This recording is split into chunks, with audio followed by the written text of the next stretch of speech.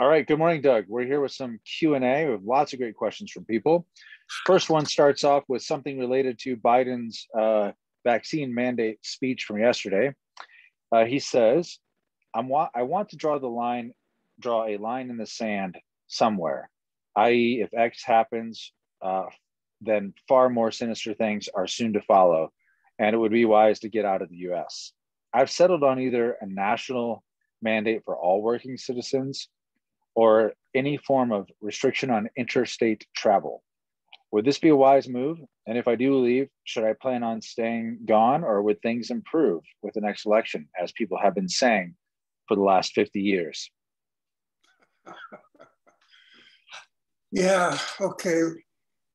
In Rhodesia, they called it the chicken run, where as late as the mid-1970s, there were about 250,000 people of European extraction living in what is now called Zimbabwe. It was then called Rhodesia. And there were about 3.5 or 4 million, Black people that were living there, primarily from two tribes who didn't like each other, incidentally. Anyway, the smart white people were talking about making the chicken run and going elsewhere. And other people who turned out to be not so smart were going to stay there and fight it out. Well, guess who won? Right now, there's about, I don't know, I'm not sure anybody knows, but let me guess. There's maybe 5,000 or 10,000 tops European descent people left in Zimbabwe. And there's about, it's gone up from about 3 million back then to about 15 million, Shona, and what's the other tribe? Anyway, it doesn't matter.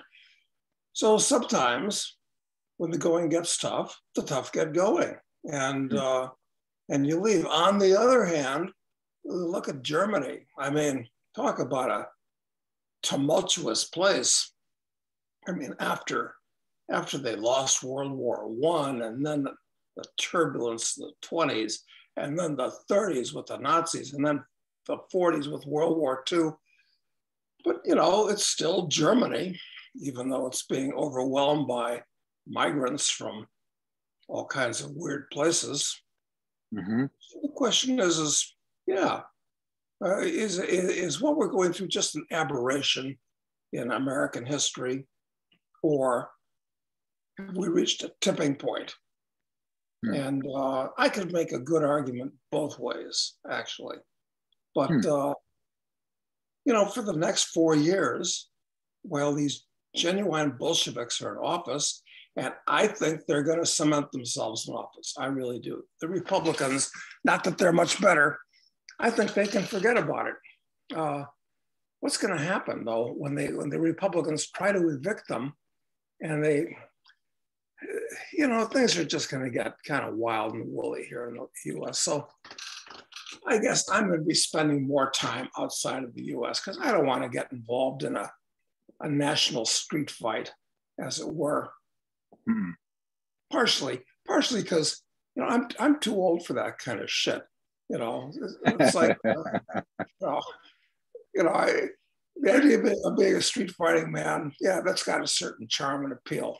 But and I love the song, but I'm not interested in it at this stage of my life. So yeah, I'm going to go to quieter climes and just see what happens. Okay. But I'm in a position to do that. I've got lots of money and lots of connections and experience around the world, and bop. But the writer, I don't know. What are you going to do? Put a backpack on and walk off to Mexico? I'm not sure. Yeah, I mean, obviously having resources makes a big difference. But one of the things I do like about his question is he's trying to find what the line in the sand is for himself, and maybe his family. And I think it's really important to know when it's been crossed, for you, because I think that lack of clarity about it, we're being there's this whole study of manipulation of humans, basically called behavioral economics. And what it does is it nudges people, it nudges them in directions. And so once you start, you kind of go with the flow, and then you find yourself a year later unsure how you ended up making the set of decisions you made. And I think the important way to not be fooled by that is to have a line in the sand, or just say, like, this is something I'm not going to do. Even if it's going to cause me difficulty, I'm just not going to do this. And whether that's the point where you leave or the US, if you can or not, I think is a different question. But having that line is critical, I think. Yeah, it probably is. Otherwise, you can keep getting pushed further and further and further. And it's a frog in the boiling water situation. Although, and I've got to check this out, I understand that the frog in a boiling water analogy is not a good one, because frogs, when it gets warm enough, actually do jump out. So they're all, when they've tested these things, almost no frogs are actually boiled. They jump out at some point. Maybe they keep a lid on the pot. Maybe. And the U.S. government is certainly capable of putting a lid on this pot. This pressure cooker. You know, it can turn it into a pressure cooker. Exactly. Doing. Well, and you look at what changed in the last 2 years, things that we never imagined would have changed, like our ability to travel freely around the world. We had one of the best passports as Americans. You have one of the best passports in the world. That's no longer true. Oh. And, restrictions on movement have increased. And, while there were calls yesterday from the more extreme side of things, saying that Biden's plan didn't go far enough with its mandates. And in fact, they needed to mandate that you needed vaccines for interstate travel. And, to me, that's going to happen. I think it's clear it's going to happen. It's just a matter of time. Look what's happened to Australia. I mean, they're quite serious about not being able to go more than, 2, 3, 5 miles from your house. That's right. It's shocking. And I think there are things of that nature in parts of Canada too now. That's right. And I think this is a slow rolling thing. And I was happy that Biden's mandates weren't more extreme than they were, although they are really unprecedented. I mean, any employer, if I had 100 employees today I would have 99. I would there's just no chance, that I would. I'm not going to follow. I mean, these mandates are crazy, but it's really going to be hard. I think most people are going to roll over on them, honestly. And I guess we don't need to go into what they are, because people can look it up elsewhere. But it's pretty crazy. So let's see. Next question. It says, "Hi, Doug. These videos are like the life lessons I never had. So thank you. How long does America have before the financial system collapses?" I guess I'm the wrong person to ask.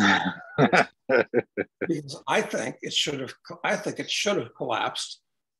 Should is always a dangerous word. I mean, look, it should have collapsed back in the early 1980s. But the fact is that it didn't collapse back in the 1980s. Things were still resilient enough. And you've got to remember that for the last 40 years, interest rates have been headed down, down, down. And especially in a highly indebted society, low interest rates make things much more affordable. And there's a lot of capital that has been accumulated in the United States over a couple centuries. And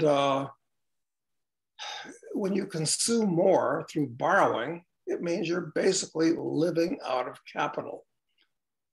So we've got a lot of capital that we can live out of. So I guess the answer to the question is what are things going to really collapse this time around? And even since the last real crisis, they've papered this thing up pretty good. It's not just lower interest rates, but they've created tons of money, trillions of dollars of money, and things have still hung together more or less. stock markets at highs, bond markets at hyper highs, real estate markets doing just fine. You know, and they say anybody. So it looks pretty good. It's the Greater Depression. When you walk outside and go down to the store, it doesn't seem to be here yet. No, it doesn't. Actually, that's when somebody asked that question directly. It says, they say, are we officially out of the, quote, eye of the storm? Because you've used this hurricane metaphor for years, saying that the greater financial crisis was just the first side of it, and that we were in the eye, and the worst side of it, the worst half of it was yet to come. Yeah, well, I guess if you're going to predict, you have to prepare to be wrong, but I don't think, look, what's that joke? That's my story, and I'm sticking to it. But, look, I'm trying to analyze things as I see them, and cause has effect. And the cause, this thousands of millions and billions, thousands of billions of dollars that have been created, and the other distortions the government's created in the society, what will be the effect of this? Will it be a utopia where none of us, in fact, have to work, and the government just sends us a check and we can spend the day down at Starbucks on our iPhones, idling time away? I don't think so. I think we're actually part of history. So being off by a couple of years doesn't bother me. Check back with me in a year. If things still look in a year like they look today, I'll have to say, you know what? I'm going to have to rethink the idea of a free market and personal freedom and individuality and Western values. I'm going to have to rethink all of this stuff and maybe convert to diehard Marxism at this point. So. Well, I won't hold my breath for that. But you did say when we were in Mexico together earlier this year, I think Kiyosaki, asked you, he said, when does it fall apart? Like when do things really go bad? And you said, well, anytime between tomorrow morning and this time next year. And your answer was just so straightforward and shocking to me, actually, that I was like, holy crap, that seems like that seems correct. You know, and I had to update my own thinking in terms of timeframes because of it. Do you still basically buy into that idea? Yeah, I do. I really think they've actually pushed it up to the edge at this point. Yeah. So, but it's hard. It's hard to make these short-term predictions when you look at the long-term trend of history in this country and other places and so forth. So yeah, I'm prepared to be wrong, but we were in Mexico when? In May? Yeah, April or May, I think, yeah. Okay, all right. Let's revisit that in April of 2022. All right, sounds good. So I mean, listen, I genuinely hope I'm wrong because, as I said before, I really prefer good times to bad times. And I'll take completely phony, artificial good times to very real bad times. And it was fun talking to Robert, to Kiyosaki about this because, you know, he's been very successful. And, but he also feels the same way. I mean, he's a bear, seeing that all this is going to fall apart. And we're all wondering, you know, how long is this dream world going to last? Okay, so I'll say I'll give it 8 months from where we stand, and I hope I'm wrong. I hope you're wrong too. But the economic situation isn't the only part, and I imagine when you were thinking of the hurricane, being in the eye and the tail end, you probably weren't thinking about this almost authoritarian state that has emerged during this time period. So while the economic situation is pretty rosy, you know, you have this whole other side of things where, individual freedoms and are certainly under attack. Yeah. Yeah. Look, science fiction is our best predictor of what's going to happen. Not the blathering of some think tanks in Washington. Science fiction it's just too weird and too gloomy to believe, but it's usually right. So I'll go for the weird and gloomy side of things in the future. Well, speaking of books, someone asks, we know Doug's taste in literature and cinema, but rarely does Doug talk about his musical taste. Now, we do know that he likes Street Fighting Man from the Stones, but who are some of Doug's favorite bands? Okay. Early favorite band, Beach Boys. Love the Beach Boys. And they were subscribers to my letter way back when. And actually, really? one of the advantages of publication that people like is the Beach Boys all came over to my house. I had a great place in Vancouver on the water, and we had a salmon barbecue one time when they were giving a concert in Vancouver. So it was a highlight of my life because they were my first favorite band, and there they are. We're having a barbecue together. How fantastic! Yeah, it was wonderful.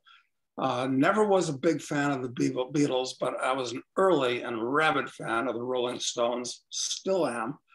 All of the Rolling Stones, almost all of the Rolling Stones songs are just great. Dire Straits, huge fan of Dire Straits. Almost all their stuff is great. But who am I forgetting? Well, listen, when I went through my, I've got a bunch of songs downloaded on my computer. And, when you play them, it tells you how many times you played them. It just automatically racks these things up. So you know who is number one as most played artist? Was Nina Simone. Well, you have talked about Nina Simone before. So yeah, that doesn't surprise me. She's fantastic. It's hard to compare anyone with her. She sings My Way better than Frank Sinatra does, for instance. Yep. So, but God, who else is up there? It kind of catches me unaware. I'd have to. But I love classical music too. I love things like Bach and Beethoven and Wagner. Great. Okay, let's see. What was the purchasing power of silver in ancient history, medieval times, in the early 1900s, or at other interesting points in history? Could it ever again play a role as money for people in daily life? That's an interesting question. My understanding is that the first comparison that we have that's reasonably accurate between gold and silver dates back to Pharaonic Egypt, 2000 BC. And at that point, silver, an ounce of silver was worth an ounce of gold was worth about 2.5 ounces of silver. So the famous gold-silver ratio back then, we understand, was about 2.5 to 1. And then, of course, people thought it was a cosmic constant, that it was going to be fixed at 17 to 1 or whatever it is that the US government fixed it at, which was stupid. And since then, it's ranged up to 100 to 1. What is it now? 70 to 1, something like that. I don't know. It doesn't matter. So, you've had people that have made the argument that silver was like the true cross. It was a magic element. And, I understand the pluses of silver and all this. Wonderful element, but just one of 92 naturally occurring elements is all it is. So the answer to the question is, I don't know. Nobody knows what the market will designate as being money. Maybe, Bitcoin will largely replace gold in the future. Depends on what kind of world we live in. But listen, I'm long a lot of silver right now. I'm long a lot of gold. Silver seems like a better speculative element. Why? Because it's a much smaller market than gold, much smaller market. And there aren't inventories of silver the way there are of gold. Gold is hoarded everywhere. But silver is an industrial metal, not hoarded. But when there's a monetary crisis, it becomes the secondary monetary metal and everybody piles into it. So yeah, I'm a real bull on silver right now. But for the long term, no, gold really. Besides, it takes too much silver to be worth anything, even at $25 an ounce, frankly, just because the dollar's not worth shit anymore. Exactly. Have you ever heard of this guy named Dan Pena? And if so, what do you have any thoughts on him? Doesn't ring a bell. Okay, good. All right. I know Doug isn't prone to conspiracy, but has he ever watched any Corbett report documentaries on things like World War I or how big oil conquered the world? He says, these are well-researched source documentaries explaining these conspiracies to change the world, decades long in some cases. Well, Matt, we've talked about this before. And although what's going on today, all this COVID nonsense, it does seem like a conspiracy. I mean, it's almost uncanny. But on the other hand, as I pointed out numerous times, it's hard enough to form a conspiracy among four guys as far as which movie to go to and then what restaurant after the movie on a given night. So the answer to the question is no, don't really know. Okay. I'm going to send you one on his on World War I, just because I'm interested in your thoughts on it. Because it starts off talking about Cecil Rhodes, and it's interesting, the connections that he draws, and it's well researched, and he's a thoughtful human. I don't think he's a very he's not a tinfoil hat guy. So, but I'll share it with you, and then we'll see what your thoughts are. Maybe you can make an argument for it that's pretty good, because World War I itself was so incredibly stupid. I mean, right, never should have happened. There's no justification for it. Yeah. No. Yeah. Let's see. What's the first thing that Doug notices when traveling to a new place, a country or a part of a country? For example, is it construction, the types of businesses along the roads, types of cars that people drive, behavior of the people, police, level of wealth versus poverty, air pollution, cleanliness, etc.? Is there something that stands out to you? Well, all of the above, actually. Yeah. Sure. Is there anything anything other than the things you just laid, all of which are important, somewhat obvious, but important? No, I can't think of anything really. Yeah, one of the things that stood out for me that I think the way I've done it is, rather than having a checklist, it's almost like a pattern recognition. It's like, this feels like this other place, and then I try and I form like a hypothesis, and then I look for the differences between those places. You know what I mean? So, like when I went to Santiago for the first time, go in this one specific neighborhood, which is very nice, and there's something that doesn't fit. There's one thing that it was very nice, but there was one thing that didn't fit for a Latin American country, and that was that there were people pushing children, babies, in strollers. Now, that doesn't happen anywhere in Latin America. Why? Because the sidewalks are all broken and shitty and unusable. Interesting. So it's just like there's something like I was pushing my own kids. I had this like off-road stroller almost to push my kids through the streets or through around Buenos Aires, but you didn't find it elsewhere in Latin America, except for this one particular neighbor in Chile. But well, that is interesting, and there is another point I would make along those lines. It's that getting a general impression from like driving or walking through a neighborhood, that's one thing.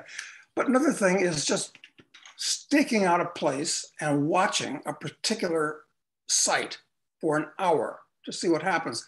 And the reason that I bring that up is that it was fascinating that I was in the Cameroon, and it has two capitals. One's the economic capital, one's the political capital. Which one was this? Doesn't matter. For some reason, I had to stay outside this building.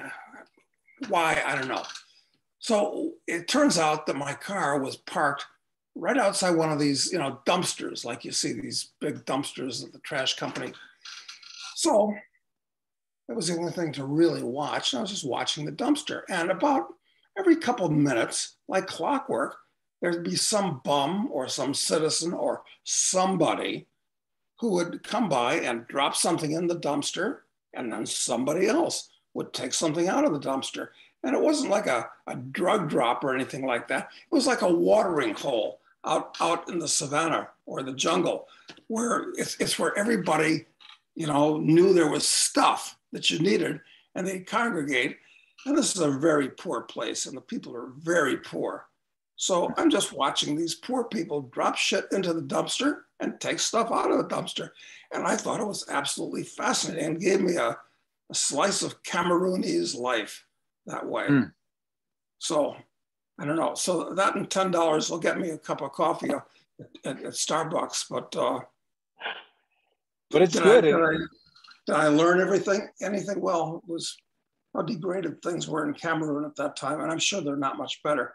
And so, in fact, that leads me, Matt, when we last talked, which was about 10 days ago, actually, we haven't talked for a week. I think one question was, well, what book are you going to read tomorrow or the next day or something like that? And the fact is, there'd been a book I bought 20 years ago called, I got the book, where the hell is that book now? Anyway, it's like, I can find it if I get up and go rooting over there. It's How Can Africa Survive?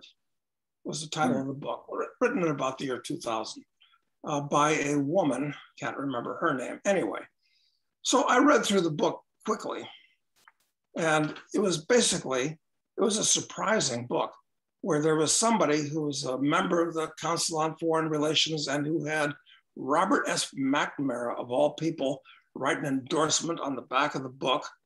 And basically, she's making the point that Africa is going nowhere.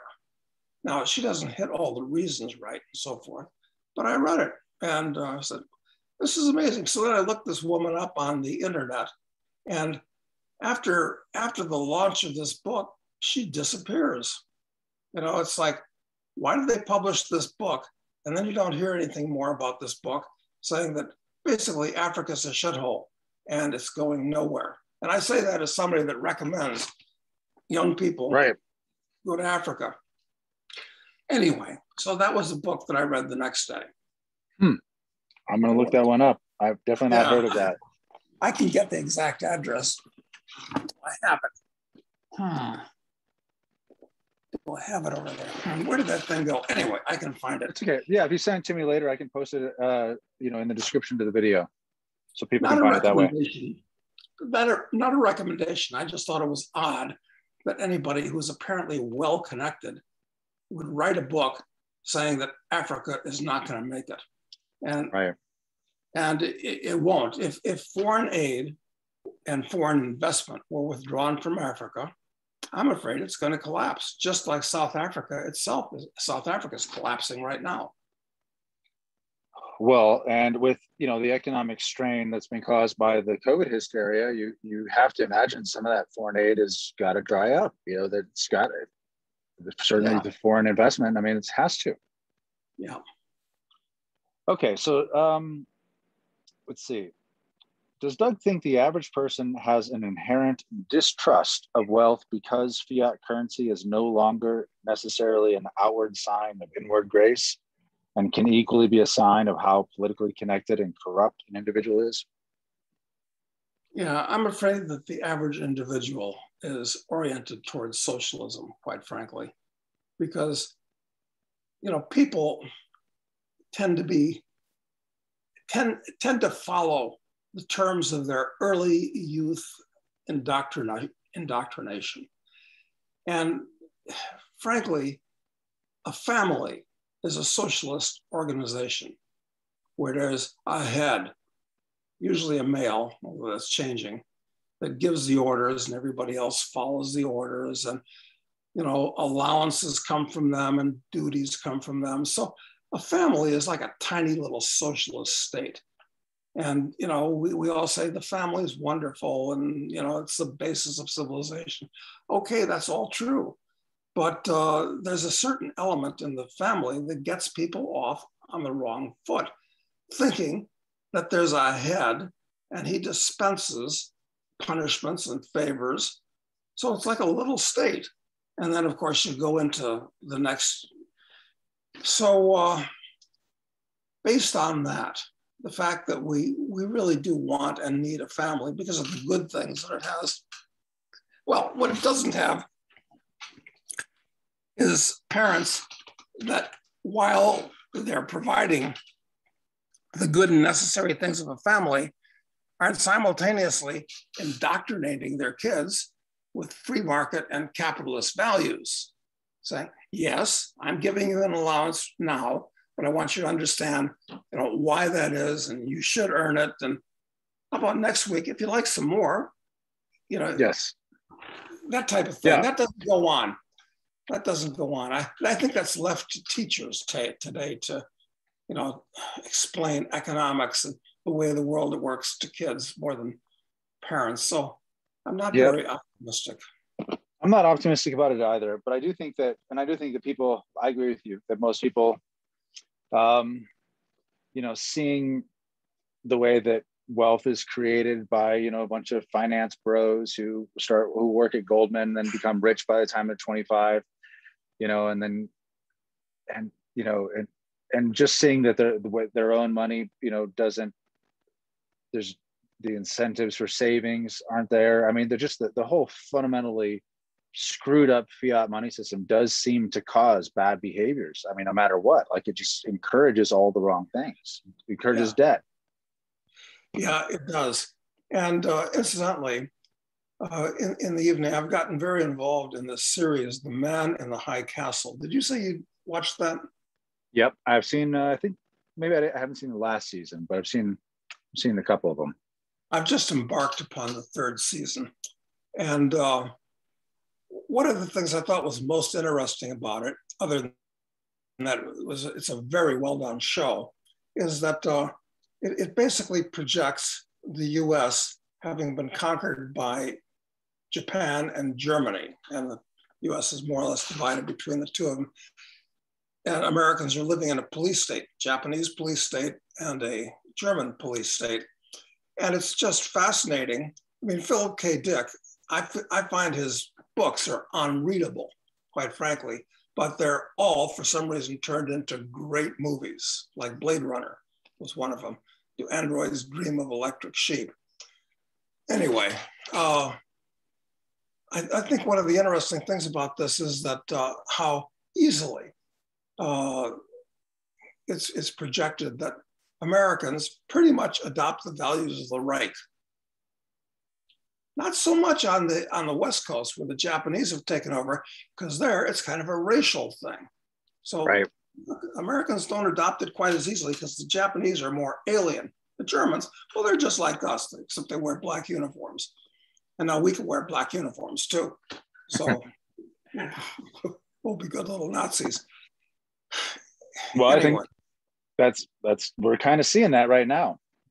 We are, exactly.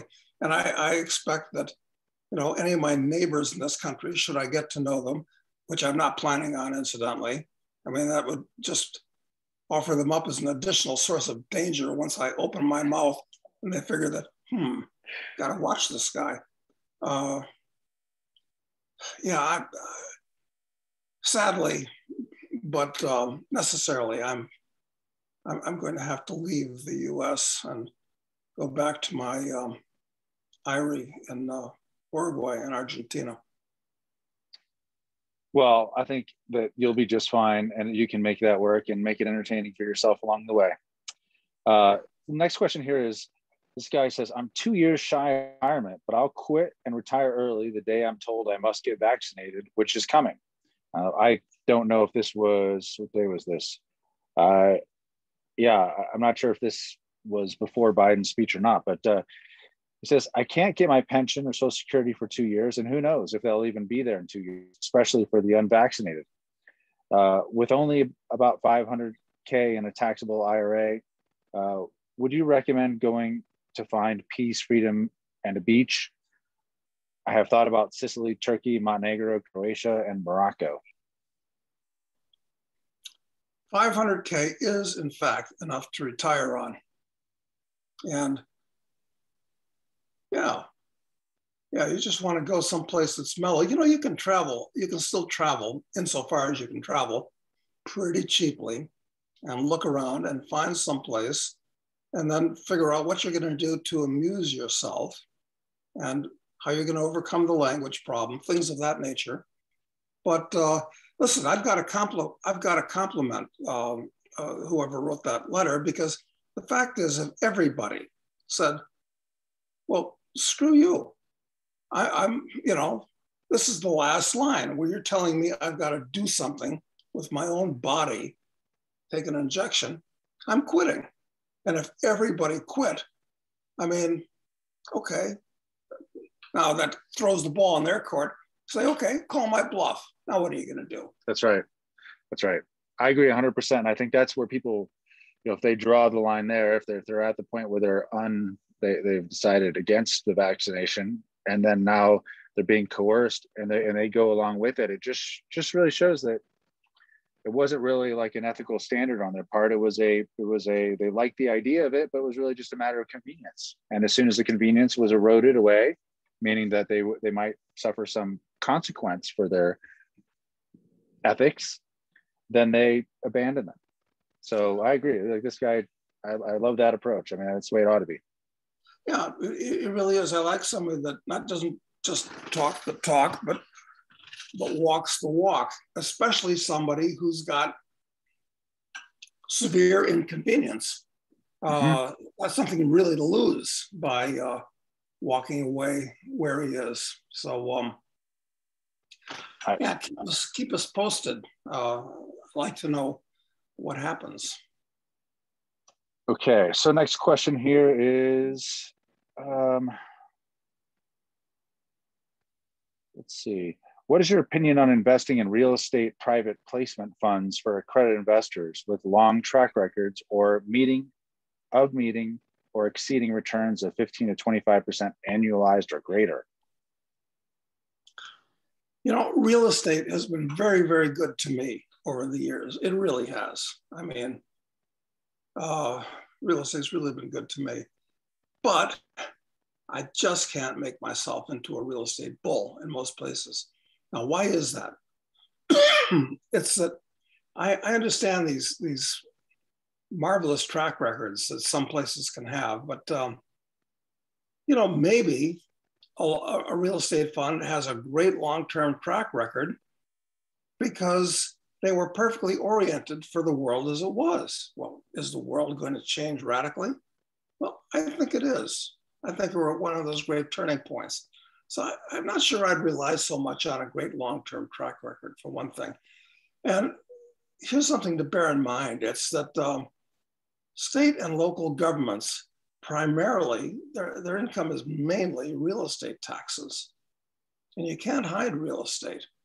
And real estate taxes have gone up tremendously in the US from when they didn't exist at all 100 years ago. So now you've got to pay, like in many places, 2% or something like that of the market value of your house every year just to continue owning your house. So you've got that working against you. You've got the fact that real estate floats on a sea of debt. And generally speaking, if you can't borrow money, you can't buy and you can't sell real estate. It's all on a debt market, mortgage market. And right now with mortgage rates in the 2.5%, 3.5% area, someplace in there, real estate is more affordable than ever. But I've got news for you. Interest rates are going to go up. I don't care what the Fed does. At some point, they're going to go way up. And that's not going to be good for real estate. Well, maybe everybody will pile into real estate to get out of dollars. Yeah, there's all kinds of scenarios. But let's say things hold together more or less the way they are, kind of, for the next 10 years. Real estate look, interest rates are going up, and that augurs very poorly for. So the answer to your question is, and there's another thing. Long term means you're illiquid, and I don't like being illiquid today. It means you're kind of stuck. Mm-hmm. So, of course, when you're liquid, you might do something stupid because you're liquid, and you can. True. There's all kinds of, look, there's pluses and minuses and pros and cons on all this stuff. But I guess my answer is, I'm not terribly interested in a long-term real estate fund at this point. The thing that worries me always is that 15 to 25% annualized gains is a lot. Like, that's incredible. That's incredible. It is. And you think that there's so much smart money out there trying to find any kind of yield it can anywhere. It's hard to imagine that can even exist in today's world, where where literally you have BlackRock going and buying, individual houses at, in mass numbers themselves, so just because they're which is a huge effort and is very inefficient for them to do, it's much better for them to just place an order on a Bloomberg terminal or something, right? And buy some securities. So it's like hard to imagine that those kinds of returns can exist in a world where lots of smart capital allocators are trying to squeeze any kind of yield out of anything they can. Yep, I completely agree. And getting those kind of returns in a 2 or 3% interest rate world are especially extraordinary. And you mentioned BlackRock. This is an amazing story. It used to be everybody would talk about Goldman Sachs, the giant vampire squid, and they've been completely overshadowed by BlackRock, which was only founded in 1988 by a guy named Fink, who still runs it today. Yep. So how did they become as super giant as they have? I'd like to know the BlackRock story in more detail. I know they're conspiracy-minded people. They're very involved with the World Economic Forum. I can tell you that much. So they're certainly connected with the, the public-private partnership world, that seems to work out really well for people who get involved within it. So they can be part of it. But yeah, I don't really know. But they've certainly infiltrated the key roles in government in the same way that Goldman used to do. And weird. Goldman sort of, no one even talks about them anymore. They faded into the background. It's amazing. Maybe it's just the narrative and whoever controls it. That could be it. That could be. Let's see. Someone asked this very broad question, which I don't know how to answer exactly, but he says, what's happening in Uruguay? Well, essentially nothing's happening in Uruguay. The last thing that has happened in Uruguay, I can tell you about, is that the previous president, who was an ex-Tupamaro revolutionary and dyed-in-the-wool socialist, but kind of an interesting person in some ways, because he still lived in the same house he'd lived in for the last 30 years. It's just a humble little, 1,000 square foot farmhouse.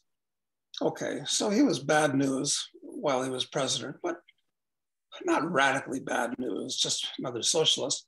Has been replaced by the new president, whose name is Lacaille Pou, who appears to me, and I could meet him, I will meet him, I'm sure. I've got lots of friends that are friends of his, who, by everything I hear, is a decent human being. And within the context of socialist Uruguay, is free market oriented. And so he'll be in office for at least another 3 years. So Uruguay for the next 3 years is going to be relatively good, I think. Yeah. And one of the things I really like about Uruguay, and is what you just mentioned about that people know who their leaders are. It's in the U.S., you know, the leaders are, especially at the national level, are basically like royalty. You know, you don't ever get it. You don't interact with them. You're not going to run into them accidentally at the grocery store. You know, you probably didn't go to school with them. You probably, I mean, you know, unless you went to a super elite school, that is. Right, exactly. But I mean, the real estate agent that you connected me with in Uruguay is like childhood friends of the current president. You know, they went to school for years and years and years, and she knows him super well. And it's like, that would never happen in the U.S. This won't happen.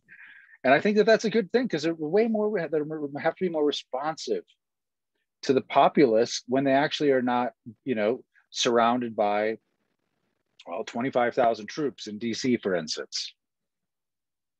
Yeah, well, that's not going to happen in Uruguay because their army is essentially non-existent. And what they have that passes for a navy, I've seen the Uruguayan Navy, it's, I don't know, 3 or 4, you know, World War II destroyer escorts, not destroyers, destroyer escorts. So, you know, it's nice.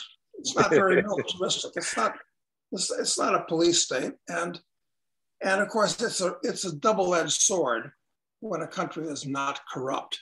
But it is a socialist country with lots of welfare benefits and high taxes and lots of annoyances from that point of view. But it really isn't corrupt. You better be really careful and know what you're doing before you try to bribe an Uruguayan official or cop. In Argentina, it's expected. Uruguay, just across the river, not expected. In fact, better not do it. Okay, what are your views on Singapore? Have you ever traveled there before? And what do you think about the future of Singapore? Well, I first went to Singapore when? Back in the 70s. And I didn't like it much. I mean, Singapore has an exotic reputation, always has had an exotic reputation, but it was very unimpressive back then. And even subsequently, I thought, you know, I've got no interest in Singapore. It's nothing but a government housing development. They got lots of government housing developments next to a big oil refinery. I mean, forget about it. With, you know, Lee Kuan Yew, who was a genuine dictator who enforced his will upon the society, which is mostly Chinese, but a lot of Indians and Malays also, but mostly Chinese. And so I was unimpressed with Singapore. Well, I was wrong. I should have been impressed. I mean, I was a fan of Hong Kong. I was right there. But Singapore is very expensive and very tightly wrapped, and it's liberalized somewhat over the years since Lee Kuan Yew died. Anyway, nice place to live if you got money. Yeah, I mean, the economic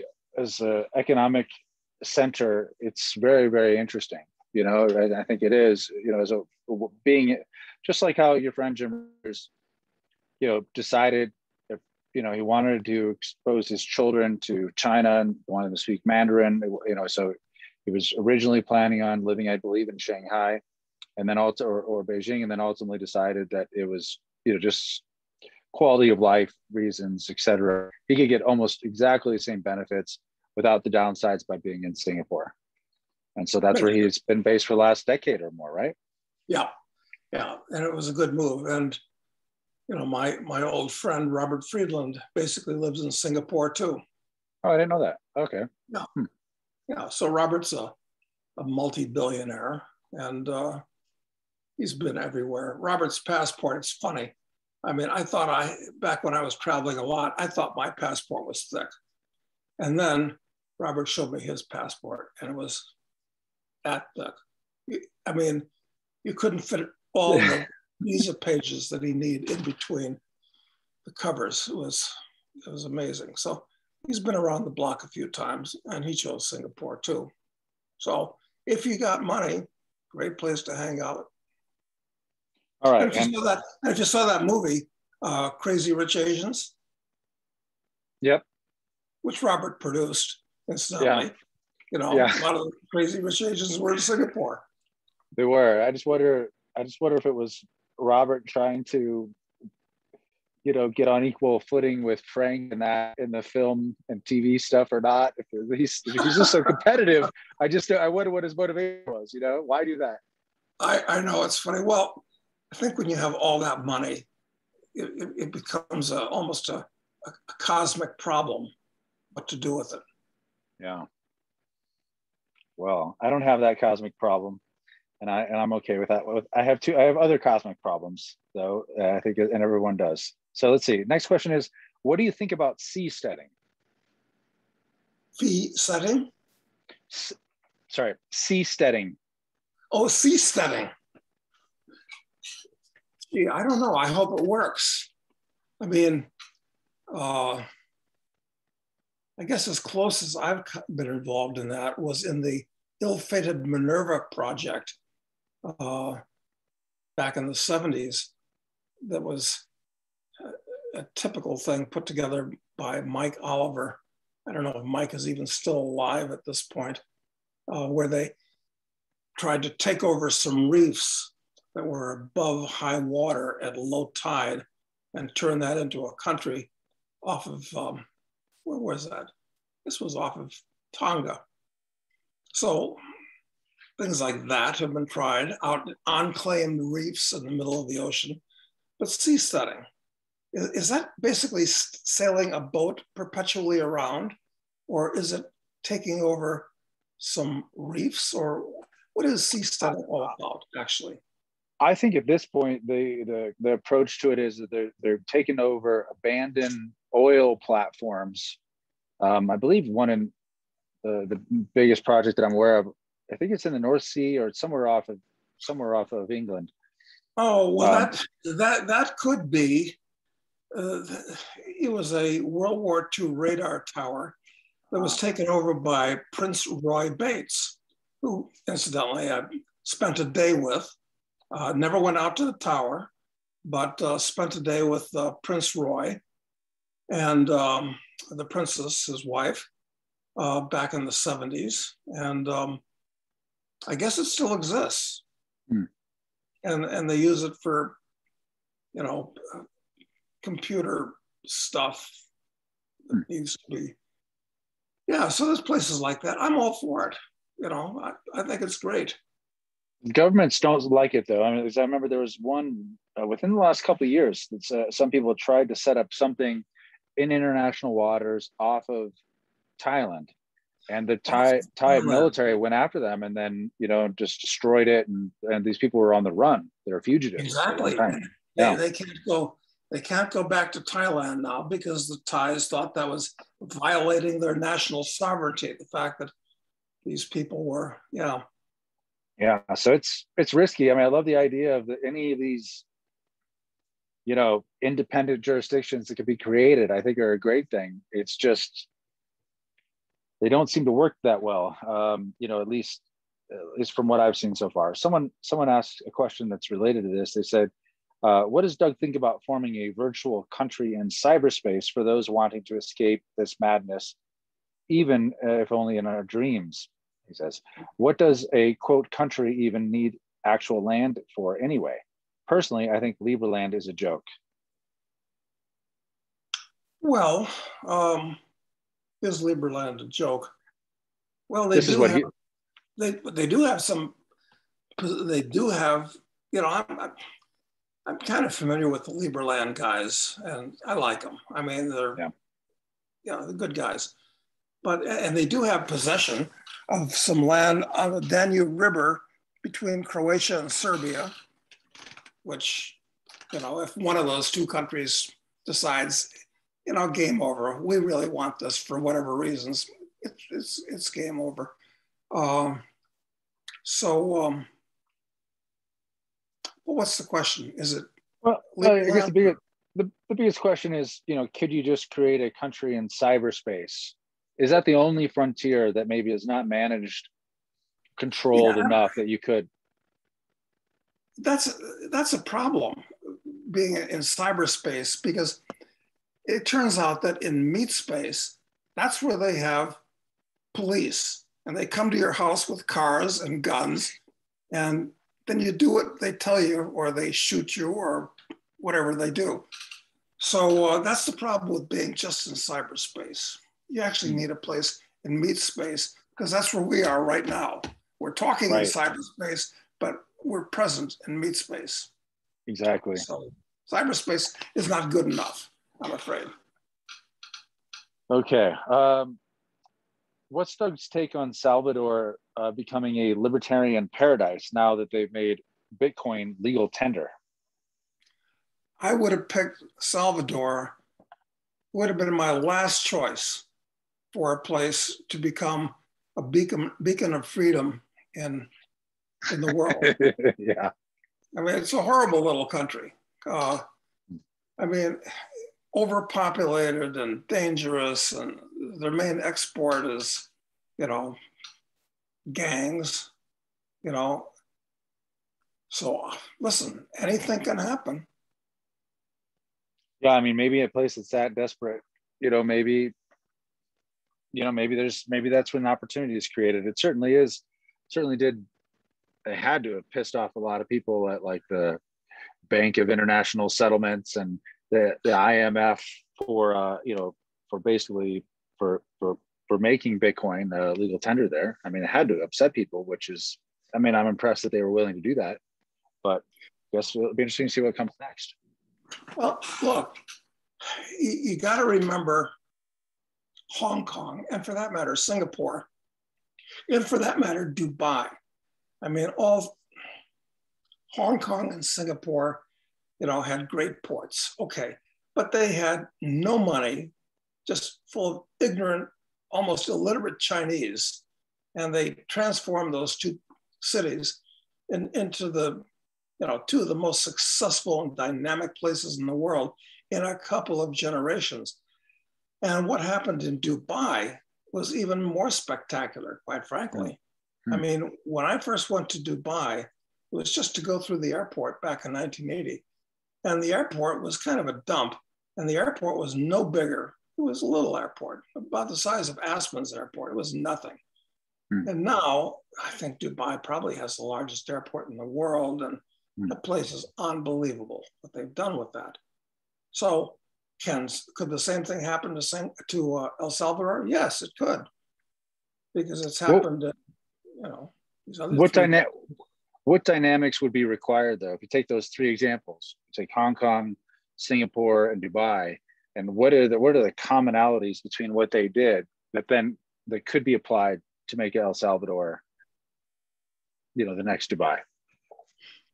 Well, I'm not going to say, I would add all kinds of things about personal freedom in there, something which, Singapore is not famous for, and neither is Dubai, quite frankly. But I think it's basically stability and the rule of law. I think in a stable environment, most people are not interested, frankly, except, little personal things.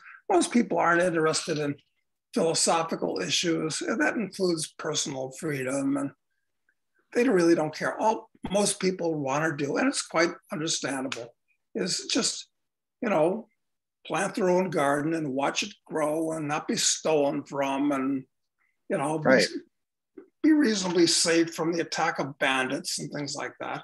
So if you create an environment like that, where the taxes are not onerous, which is also a very important thing, the regulations are not onerous, it'll grow organically. So, well, especially the thing about Hong Kong and Singapore, though, is that they had this huge national or natural resource there with their ports that were just, and I don't know if El Salvador has anything like that, you know what I mean? As an anchor that can, because if you have that great natural resource, essentially gives you, and you have a good stability and a good legal framework, good tax structure, low regulations, all that, something interesting has certainly occurred. But without that, I wonder, without having some natural resource, Dubai they had oil wealth that they were willing to dump into it, to like make it something. So huge, one guy could make a decision, the crown prince, to dump huge amounts of personal capital, really, the country's capital, into making that a place that would cater to all kinds of interests, and he could demand the certain legal structure and all that.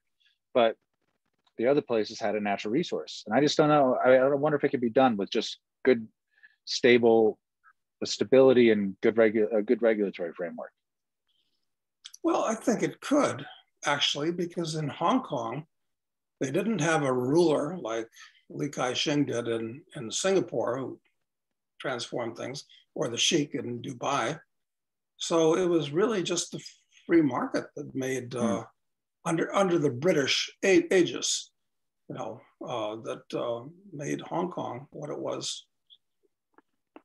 Yeah, I think it could happen in Salvador. What do they have?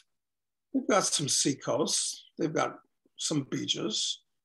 But other than that, what do they produce there? Coffee and bananas. I don't think anything else that I can think of, frankly. Yeah, I'm not sure.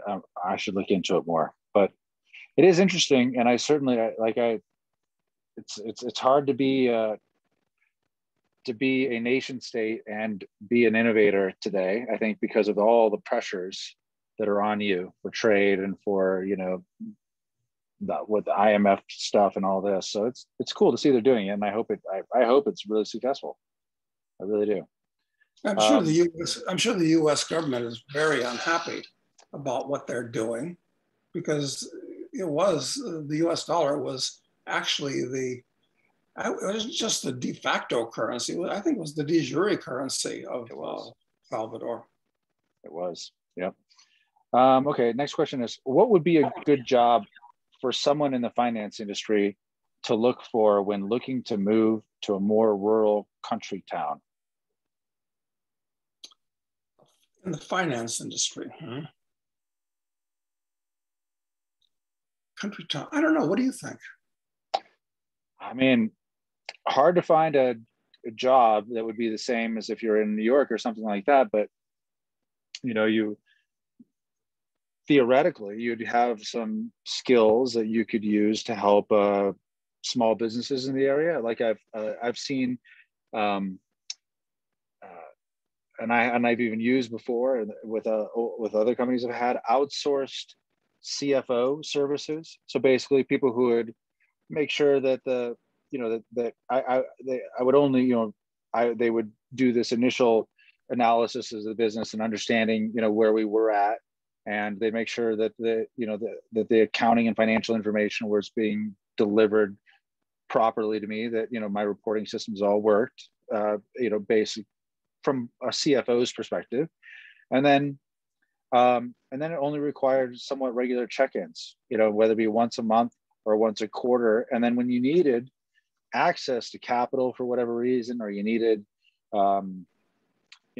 you were going to take on some debt or whatever, that you had this person who knew your business available to you that you could kind of bring in, and they had some expertise in the area.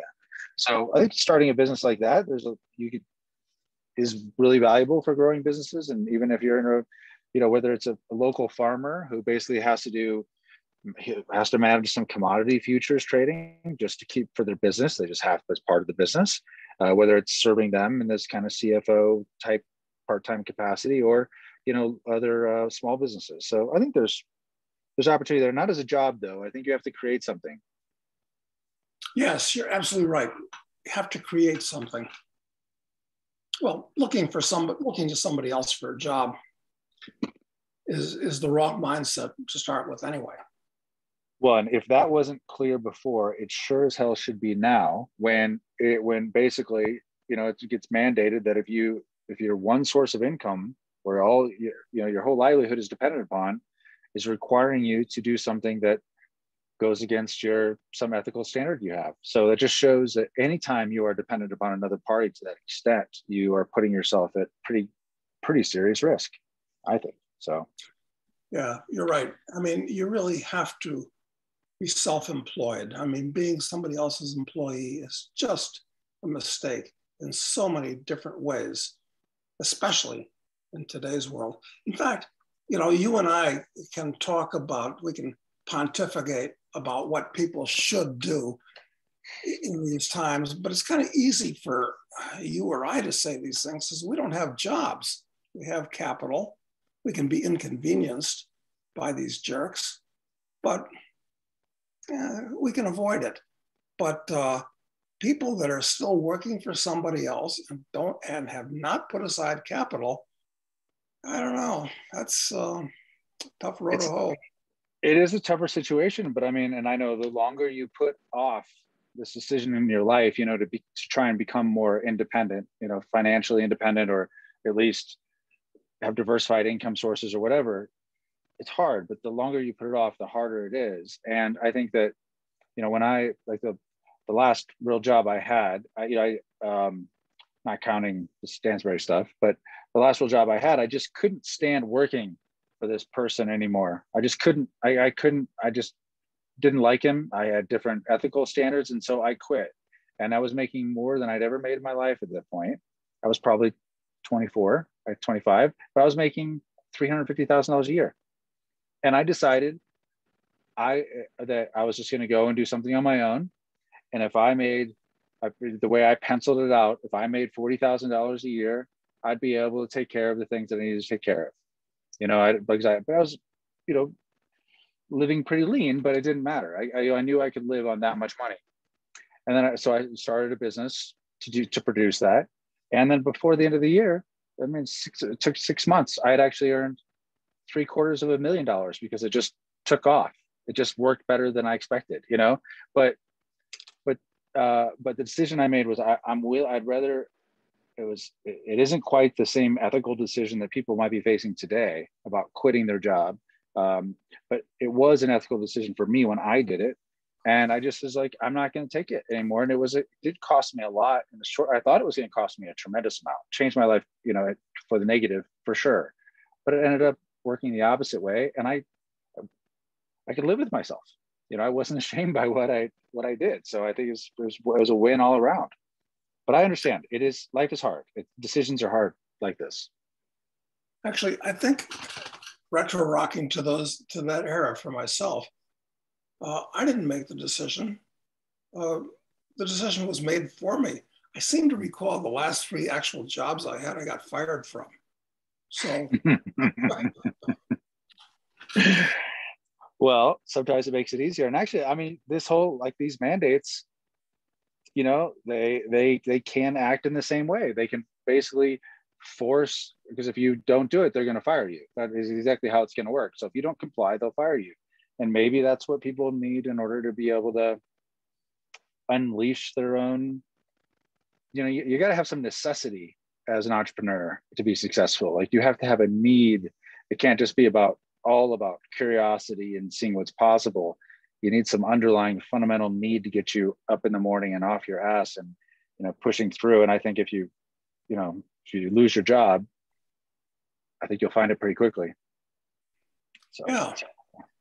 Yeah, that's right. Sure. All right, next question here is, do you think war in Taiwan is likely? Well, if I was Xi Jinping, I wouldn't attack Taiwan. I mean, just steady as it goes. Why take a chance on the US military doing something stupid to prove that, you know, there's still a force? I'd leave it alone, but I don't know what's on his mind. Well, I know he thinks it's part of China and so forth, but. Yep, but there's no point in really pushing that forward. Whatever strategy he has going on seems to be fundamentally working. You know, there's some concerns about some internal matters, but I mean, fundamentally his foreign policy efforts are working fantastically well. I mean, his biggest enemies are being destroyed from within. Yeah, and the last thing you ever want to do is get involved in a hot war with anybody. I mean, even if they're just primitive natives in Afghanistan, forget about, you know, the United States military. I mean, you just want to avoid that because lots of things are going to get blown up and people are going to get killed and it's going to bankrupt you. So forget about it. Just, you know, steady as it goes. That's what he should do, I think. Yeah. Okay. Next question. Hypothetically, if you were in the US and you knew, but no one else knew, that in 7 days the US dollar would become worthless and the borders would be shut to all people trying to leave, what actions would you take? Well, I guess that's not quite the situation the Australians have confronted, but if you're an Australian, you're stuck. You can't leave, which is really incredible to me that there's been no worldwide protest. You talk about the borders being closed.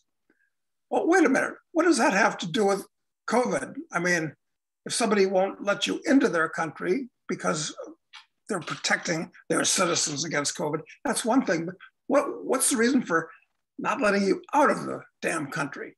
Has anybody explained this? Have I missed it someplace why the borders closed and people aren't, you know, this is not a subject of discussion. I think I'm confident it's for their safety, Doug, but other than that, I'm not sure, you know, it has to be for their safety though. It has to be, although I can't see what the possible relation is. But, well, actually, we may be looking at a situation like that here in the US. We don't know.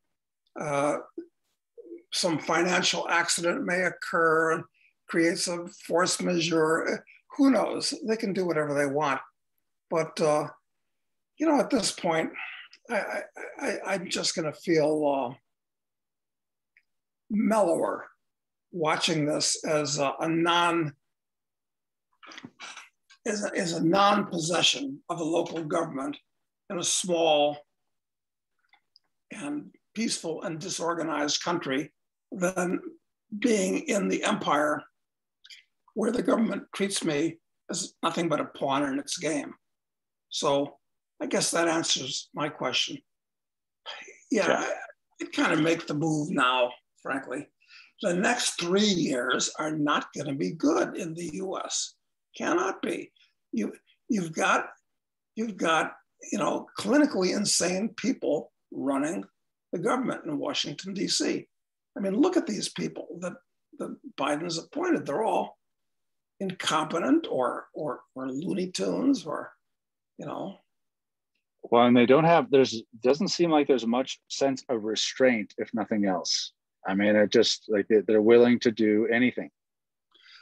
They have all the wrong values. They are exactly the same people that took over Russia in 1917. Just a different country, different language, same psychology.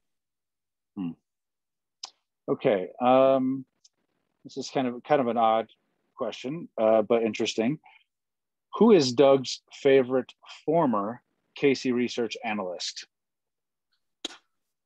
Well, Casey Research seems to be disappearing before my very eyes. Doesn't bother me. I sold it years ago, and I have no connection with it other than, you know, my name is still on the door.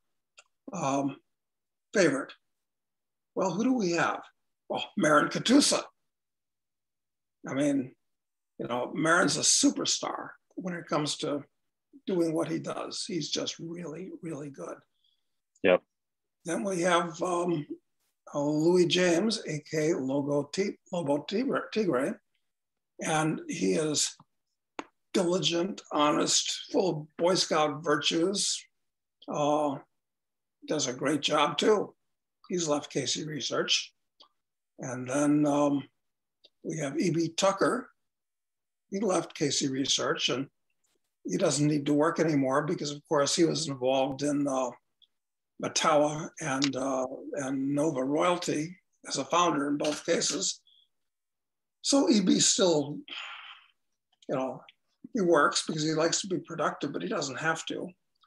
Yep. So those are 3 ex-Casey Research employees that have, who am I forgetting? Can you think of anybody? Boy, I mean, there are other ones, but those 3 stand out as being, you know, the ones that Casey Research would be best to have still on the staff, because they were all very dynamic and very interesting people, and with great ideas. Yeah, but the best people always jump ship to work for themselves. That's right. And especially when it's a big organization, which Casey Research is now owned by Market whatchamacallit, or whatever the company is that MarketWise. Yes, I should know. I'm a shareholder, but completely passive. And so it's a question now, since Casey Research was a free market oriented advisory. That's what it was all about. But now, who works for, well, Nick Giambruno and Dave Forrest are the only two guys that still work for it. And I get the feeling they're both being edged towards the door because, they're just not philosophically lined compliant. up. Yeah. Compliant.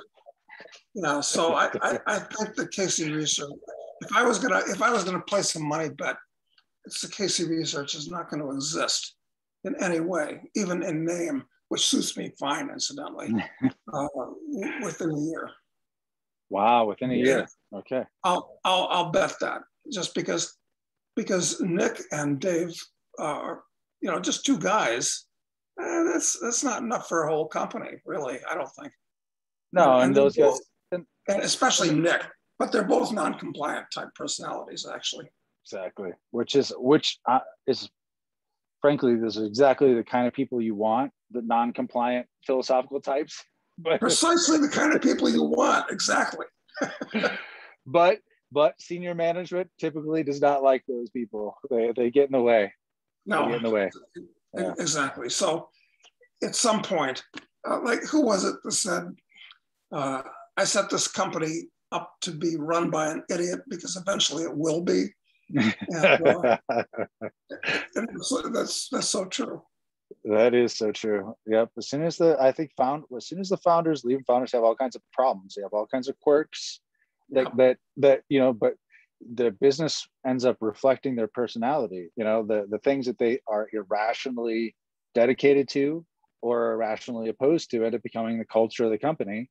And then when they leave, the suits take over, and the suits are basically just looking around, concerned about shareholder profits, and basically all the distinguishing characteristics of the company end up just sort of disappearing over time. Exactly. I mean, look at the great American corporation, General Motors. I mean, eventually it was taken over by people that didn't know anything about cars, didn't even like cars, and they destroyed the largest industrial enterprise in the country. Same thing happens on all scales. Well, look at GE. GE is the one that always pisses me off, because Jack Welch was the celebrated CEO who, was the best CEO ever. He was proclaimed, around 2000 or early 2000s, late 90s, and I remember I read his biography. It was Jack, straight from the gut. I read it, and I remember thinking, and I was an idiot, and I knew I was an idiot. I know this guy has a lifetime of experience, but I'm reading it and I'm going, this seems like a terrible idea, And basically, what he did is he turned this industrial enterprise, the best in the world, really, that with a long legacy going back to Edison, he turned it into a financial company. That's right. And it's just awful, just disgusting. Anyway, but that's what we celebrated. So yeah, that's what happens when the suits get charged. So yes, I hate suits, and the financialization of the world at large is kind of proof the suits are in control everywhere. It's not about production; it's about accounting profits and right. It's different. Right. It's not about production or innovation, which is where in invention, which is where new things come from, where productivity can vastly improve, and quality of life around the world can get better, which is what I think globalism originally got us, was that innovation and higher levels of productivity and all this other stuff. But then it turned into something that now it's all the innovation is all financial, it seems to me.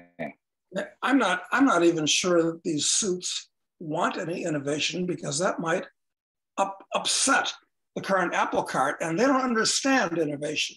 They're not about that. So they don't want it because it might compromise their high and mighty positions. Right. Exactly. It's awful. Anyway, let me just get a couple more questions in here before we wrap it up, because I know we're going a little long. Doug, what do you make of the continued price increases in the luxury collectibles markets like cars, watches, art, etc.? Is this the monetary gains from the rise in assets finding a home outside of fiat, or any other personal insights on that? Yeah, I think it's part of, I think we're in the early stages or someplace in the phenomenon that Mises described as the crack up boom, where there's all this money, this chasing after stuff, and rise in the price of collectibles is part of it. And it's most apparent to me, he mentioned two things, cars and watches. I've got no interest in watches, quite frankly. I mean, I really don't. But I know a lot of people collect watches for some reason. Okay, it's cool, something to collect. And now they're collecting cars. And they're both dinosaurs, quite frankly. I mean, so yeah, it's a monetary phenomenon, I think. Okay, last question here. This one is about, it's about family in a way. The question is, curious about Doug's view on marriage.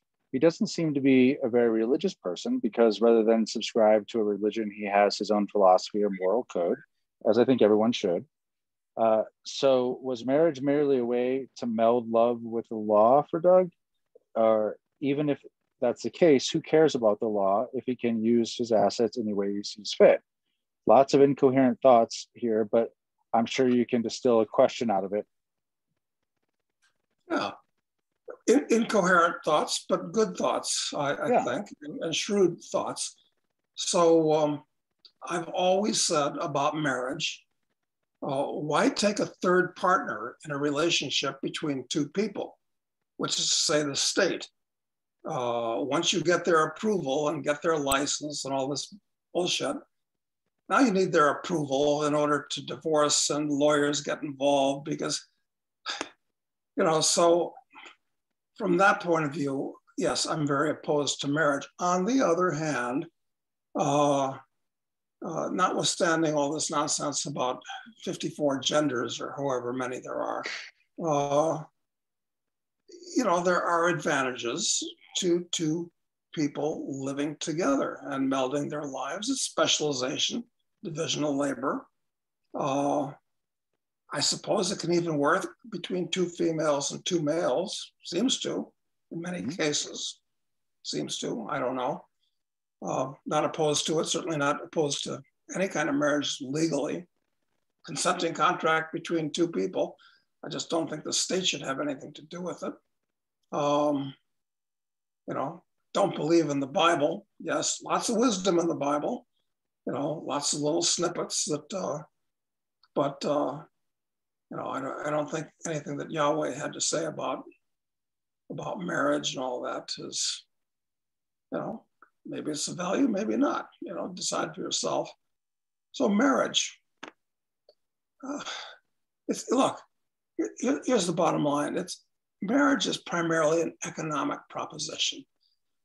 Here in the West, we think in terms of love and this type of thing, voluntary marriage between two people and that. But that's anomalous. In just about all of the rest of the world, marriages are arranged, or if they're not arranged, they're kind of arranged, if not formally. I mean, really. Western civilization is the only civilization where that's not the case, that I can think of anyway. All of them. So, and it's done for economic purposes, to pass on property because it's economically advantageous and so forth. So what do I think about marriage? Well, I don't know. What do you think about marriage at this point? Which one? Yeah, so I think that I'm a big proponent for family, and and I think of family as you should strive to, with everything within your power, to turn family into an institution. And I'm a big believer of that. And that is very difficult to achieve it's actually, I'd say, impossible to achieve without a solid, reliable partnership at the head of it. And that, if legal marriage is part of it, that can make that more solid and more reliable in the eyes of the other participants in this institution, then I'm definitely all for it. But I think that family as an institution is super important. I really believe it is, and I actually think that's a contrarian idea, to even think that family matters anymore, or that, lots of people have this view today that having kids, for instance, is, bad. You're destroying the world to have kids, and it's selfish to have kids. And I would say that, well, even if you assume that's true, that it is selfish to have kids and you're destroying the world by having kids, I personally like humans, and I am very pro-human. And I think humans, as they evolve, they have the potential to be beautiful art in and of themselves, like art. And art is done, the artist that makes art always does it for selfish reasons. If it's any good at all, they did it because they wanted to do it, because they were interested in doing it, and go fuck yourself for the other reasons. That's where great art comes from, in my opinion. And I think that's where anything of lasting value or interest are things that are done. Entrepreneurship, like if you start a business because there's a problem you encounter that pisses you off. Like I've started 4 businesses based upon things that just made me angry. It just shouldn't be this way, so I'm gonna try and fix it. And I think that's a selfish act. It is a selfish act. And I think that there's a lot of virtues in selfishness. And if people haven't read that book by Ayn Rand, they really should, because there's a lot of good things there. But so I think marriage, if it supports that institution building, which is a lot like building a great piece of architecture, I think, then but it's a living, breathing, and probably going to die at some point piece of architecture. But I think it's totally worth doing. I think that makes a lot of sense. What about other variations on the theme, like in the Holy Koran, Muhammad, peace be upon him, says that a man can have up to 4 wives as long as he treats them all equally. So does that work out? It seems to have worked out fairly well, because that religion is still around after something like 1,300 years. And look at Mormonism. They started out as they're America's version of Islam in many, many ways, actually. And they had this thing about, was it a maximum of 4 wives with the Mormons too? I think it would depend upon your status within the church, what the limit was. But no, I have no objection to that. Especially if everyone is a willing participant in it, then I don't think there's any issue with that at all. Personally, I don't think and again, you don't have to undermine the institution of family by doing that, because that's just the definition of family. It's how you define it.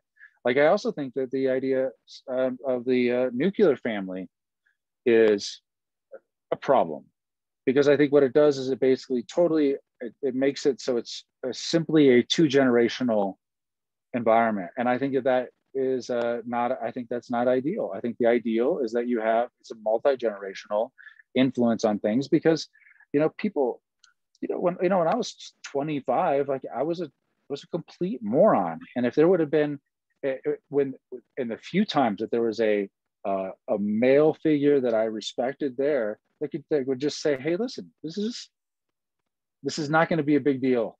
Just let it go. And somebody who through the institution, I understood was someone who was smarter than me and had a lot of wisdom to share.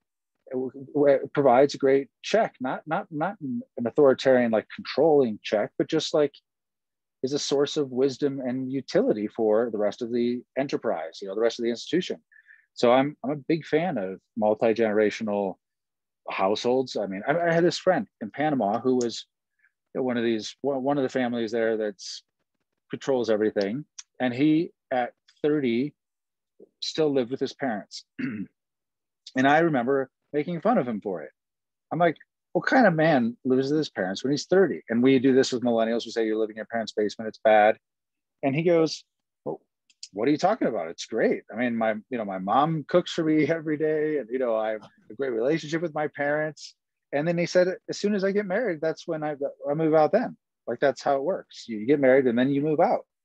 And, but that idea to an American was just totally verboten. You couldn't do that at all. But I mean, it shocked me when I heard his explanation of it, actually. And I go, I obviously, there's a whole other way of thinking about this whole situation.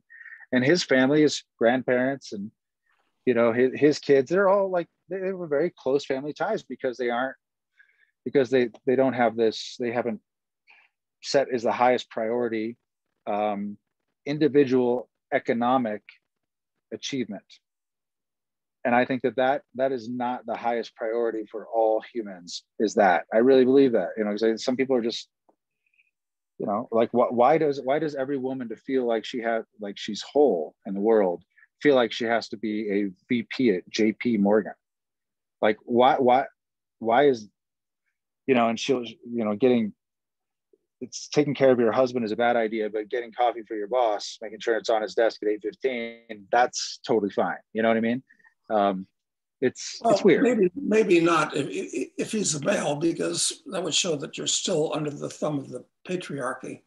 And they are, and they do that. Like, and I've had a lot of women who work for me who it's like they treat me like better than their husbands. Honestly, they're very kind. I mean, nothing toward, obviously, but they're very, very thoughtful and generous. I mean, it's weird. Yeah, it's all strange. I guess when it comes to marriage, my answer would be, well, anything that is voluntary is okay between two people or between four people or whatever. Just, if it's voluntary, it's fine. And as far as what you said about the nuclear family, I think that's an interesting observation, because historically, I mean, families became rather large, and the grandparents and the great-grandparents, if they were around, would still live there and be taken care of and take care of other parts of the family. And it was actually a very intelligent relationship. And this is how clans got built up, where families with cousins and distant cousins were all part of a clan. And right. Sure. Well, and for older people, I think our society casts older people aside, because basically once you've retired, you're no longer productively contributing economically to the system. So, you just kind of are cast aside. I think that, and I think a lot of older people would, like, when they stop working, they lose the meaning of their life. Like, there was all around this work that they did and this, the roles that they played. And then, they find themselves, when those are gone, kind of alone. And I remember this men's group that I went with to you, a couple of them in Aspen, and these guys that were there were all incredibly successful, intelligent, like, impressive people. And yet, they were like, they really were cast aside. I mean, they ran big companies, but everyone would follow their orders, and like their beck and call. They had all this stuff, and then they have this men's lunch, thank God, that gives them something, to do. I know that's right, where they can tell each other stories about the good old days. Yeah. But when I was there, and I was talking to these guys, like, I'm like there's so much wisdom in that room. You just ask a couple questions and you learn a lot. I mean, and imagine if their grandchildren thought of them that way. If the situation was set up in such a way that their wisdom was they were not considered old, they were considered lived, that they had something to share. And I think it gives people a purpose in their life. I mean, people live longer when they have young children around, because they can have, it gives them a reason, to try every day. So anyway, I've thought a lot about this stuff. Obviously, I have pretty strong opinions about it, but I definitely think that, breaking us down into these individual atomized economic units really is where I must achieve financial success totally, on my own, for my own, and you must do the same completely, and good luck to you, is like it's a weird form of I don't know, maybe mercantilism or something. I don't know. It doesn't make, on an individual level, it doesn't really make that much sense. Yeah, I agree. And, I put the source of corruption. What is the actual? Well, we got to talk about the basis of civilization in general and Western civilization in particular. But we've gone on too long today. We have. So, let's talk about that next week. Okay. All right. All right. So we'll leave it there. Thank you very much, Doug. I appreciate it. Take care. That was a